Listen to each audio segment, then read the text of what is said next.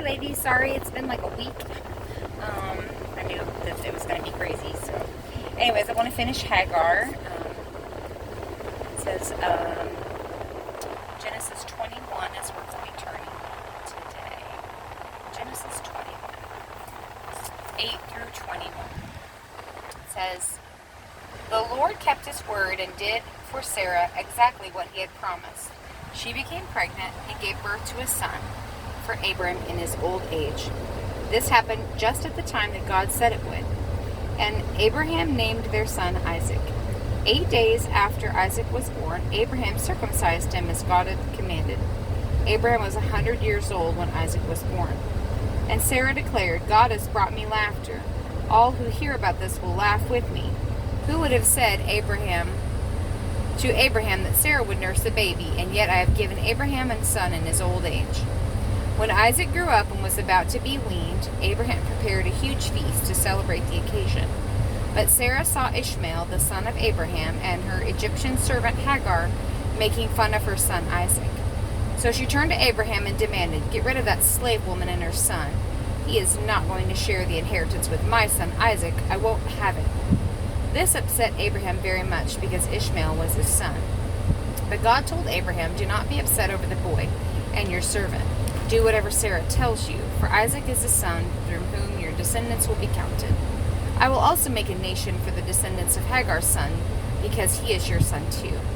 So Abraham got up early the next morning, preparing food and a container of water, and strapped them on Hagar's shoulders. Then he sent her away with their son, and she wandered aimlessly in the wilderness of Beersheba. When the water was gone, she put the boy in the shade of a bush. Then she went down and sat by herself about 100 yards away, and said, I don't want to watch the boy die. Then she burst into tears.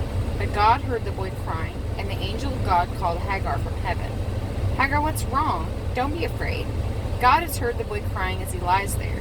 Go to him and comfort him, for I will make him a great nation from his descendants. Then God opened Hagar's eyes, and she saw a well full of water. She quickly filled her water container and gave the boy a drink. And God was with the boy as he grew up in the wilderness. He became a skillful archer and settled in the wilderness of Paran.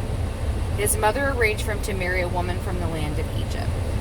Okay, so a couple of things before I read the devotion. There's been some misconception about how old Ishmael and Isaac would have been. Sorry, I got something on that. Ishmael, we read earlier, was 13 when Abraham was circumcised. And that was when God promised that Isaac would arrive the following year. So if we do the math, Ishmael was 13, which would have been in Jewish culture, that's when they officially became a man. They finished their schooling, they started becoming an apprentice to their father. Jewish still celebrate today bar mitzvahs when a child turns 13, and it's kind of the acknowledgement that they're a man. I'm wondering if some of that is tied to this reference where Ishmael is circumcised when he's 13. But that's when Abraham is changed, his name is changed, and God says, in a year from now, you're going to have a baby named Isaac. So Isaac is born when Ishmael is 14. Most cultures over there, they would have nursed their baby until they were like 2 or 3. Usually it's around 2. So this party where Sarah gets upset with Hagar and Ishmael, you jump to that, 14 plus 2 is 16. So Ishmael would have been a 16-year-old boy. He would have had 2 or 3 years already of apprenticeship with his dad, which would have been very bonding time, which is why Abraham was upset. And so when she puts him under a bush, he's 16. So we don't know how big he was. But I think it's interesting to point out, too, God saves Ishmael because he's Abraham's son. But it says God was with the boy as he grew up in the wilderness. Our current culture, the Israelites and the Jewish people descended from Isaac. And the Muslims, they would have descended from Ishmael. So it's just interesting to think about when they have some of their religious history. We can't completely ignore it because it says God was with Ishmael as he grew up. So, anyways, the devotion here says, once again we find Hagar hopeless and in the wilderness, but this time Ishmael is with her, and it doesn't look like they'll survive. In verse 17, it says that God heard the boy crying. It says, compare Genesis, this part of Genesis, with 16, where she is abused by Sarah and she runs away. How does the passage in Genesis 21 call back to and fulfill the passage in Genesis 16? So I'm going to go back and read Genesis 16, just because it's good. And I need the review. Genesis 16. It says, the angel of the Lord found Hagar beside a spring of water in the wilderness along the road to Shur. The angel said to her, Hagar, Sarah's servant, where have you come from and where are you going? I'm running away from my mistress, Sarah, she replied. The angel of the Lord said to her, return to your mistress and submit to her authority. I will give you more descendants than you can count. The angel also said, you are now pregnant and will give birth to a son. You are to name him Ishmael, which means God hears. The Lord has heard the cry of your distress. This son of yours will be a wild man, untamed as a wild donkey. He will raise his fist against everyone, and everyone will be against him. And he will live in open hostility against all of his relatives. Thereafter, Hagar used another word to refer to the Lord, who had spoken to her. The word is El Roi. You are the God who sees me. I have truly seen the one who sees me.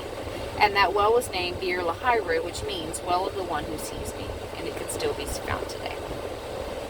It says, how are these passages connected and how are they fulfilled through each other? I think it's interesting to note that Sarah, in the first time, she is ugly and unkind, and Hagar runs away. So she leaves Sarah of her own free will. The second time, Sarah casts her out. She says, I won't share my inheritance with him. These boys can't be together. Get her out of here. So she's sent away. His name is God who hears. So she gives him the name, and then he does end up with, God reminds her of the promise in 21 that he will bring a nation from her. God still heard in both cases. It says in verse 20, we see that God was with Ishmael as he grew up. In both cases, Hagar found herself in the wilderness due to wrong behavior of Sarah. The first time, she treated Sarah with contempt. The second time, Ishmael mocked Sarah's son. In each scene, God searches Hagar out. He saw her. He heard her. Hagar's name, interestingly, means flight. It's possible the roots in the word stranger or foreigner as well. She was a slave, a stranger, and a fleer, and yet God still saw her. You and I are also slaves and trapped in the slavery of sin, and God sees us too. He has set us free through Jesus, the ultimate fulfillment of the promise. It says, how are you comforted to know that the truth of Hagar is true for me? He sees you, he knows you, and he loves you. I wrote down, Hagar reminds me that no matter how I flee or feel like a stranger amongst other people, God is the one who created me with a purpose and a plan. He sees every part of my life and he hasn't abandoned me. Wrong behaviors, feeling contempt, or speaking against others will bring consequences, but God still loves throughout that. I think when I read this the first time, and this week going back to teaching, kind of resonates some similarities there, but like sometimes it's hard to understand that God sees you or that God hears you when you are at the consequence of someone else's wrong behaviors. I think that's why I can identify with Hagar. Not saying I haven't ever done anything wrong. Please don't take it that way. But in the season of my life where I have been and am coming out of, circumstances in my life have been because of someone else. So like in the case of Shiloh, I tried to bring revelation to Cindy about the direction of the school. I tried to warn her of the fallout, of the inconsistencies of people in administration, teachers that were being favoritized or listened to versus others, inconsistencies in the handbook, all that kind of stuff. It was going to be a blowout, and she didn't listen to me. And then at the end of the year, at the very last of the year, the board hard-backed the teacher that was